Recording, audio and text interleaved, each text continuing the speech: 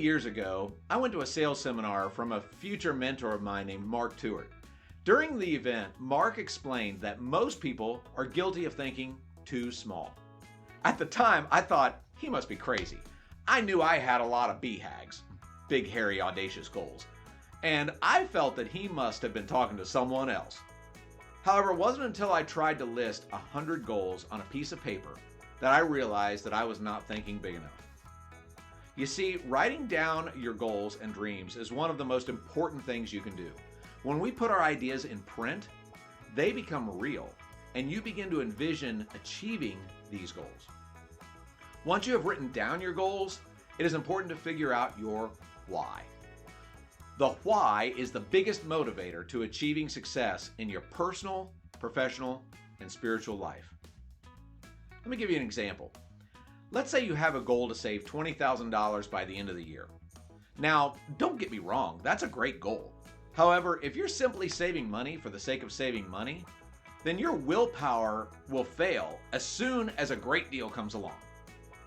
Now, let's say that you have the same goal, but the reason you want to save the $20,000 is so that you can take you and your spouse or significant other on a trip to Cancun. Now, envision that trip. You leave early in the morning on a charter plane. Everybody on the plane is going to Cancun for the week. Everybody's excited, and some have even started celebrating early and claim, well, it's 5 o'clock somewhere. The plane ride is direct, it's smooth, it's filled with entertainment, and all the food and beverages you could want. Once you land, you're escorted through the airport and picked up by a limousine that takes you to your beautiful resort destination where live entertainment, massive pools, 72-degree weather, and relaxation reign. I think you're getting the picture. I know I am, thinking about going to Cancun. Now, once you've written that down and envisioned every detail, the thought of saving $20,000 to go on that trip becomes secondary to why you want the $20,000.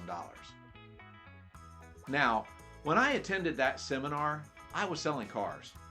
And I was new, and there were 2 salespeople at the dealership that always sold the most cars each month. I wanted to be the best, and I knew that the only way to accomplish that accolade and get the elusive plaque that went to the title of Salesman of the Month was if I got better at my craft. And the first thing I needed to do was move from 12 units a month consistently to 15 units a month consistently.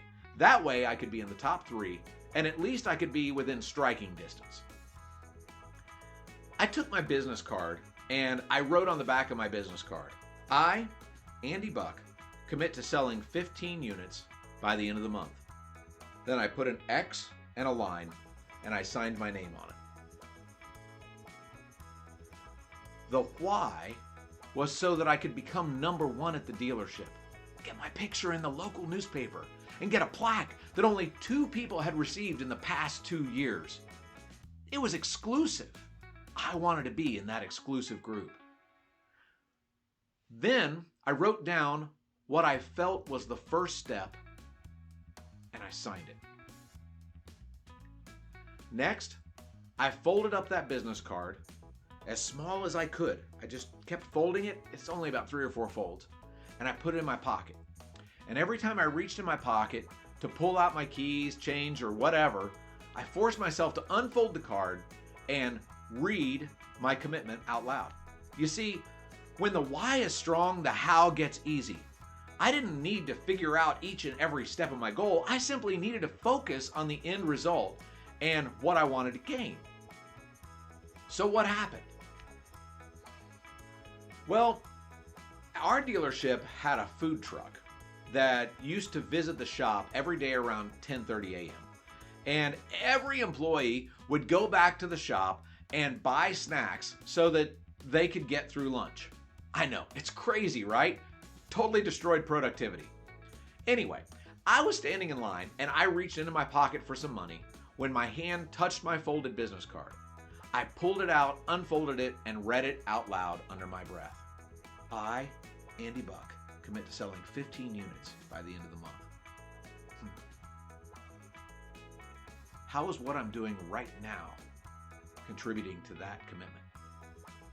At that moment, it dawned on me that the amount of time that I would spend in line and then eating my snacks was time that I could be using to reach my goals.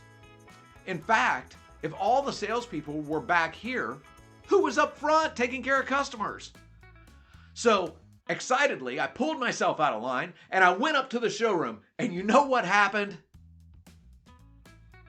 Absolutely nothing. Nothing at all. There wasn't anybody up front and I didn't sell a thing that day. However, what I did realize was that I was spending about 30 minutes every day buying snacks when I could have been doing something more productive. When you do the math, that equates to 2.5 hours extra per week and a total of 10 hours in the month. What could I do with that 10 extra hours? That was like having a whole extra day. And if I had a whole extra day in the month, could I increase my productivity? Absolutely. So I stopped going back to the food truck. And yes, I hit my goal of 15 units. Was I salesman of the month? No. But I learned a valuable lesson about vision, action, and habit. Knowing my why and writing down my goal helped me to rely on something much stronger than willpower. It made me change my routine and habit so that success could be achieved. So let me ask you, what is your why? What do you need to achieve that why? What do you need to achieve that why? And what habits can you identify that stand in the way of your focus?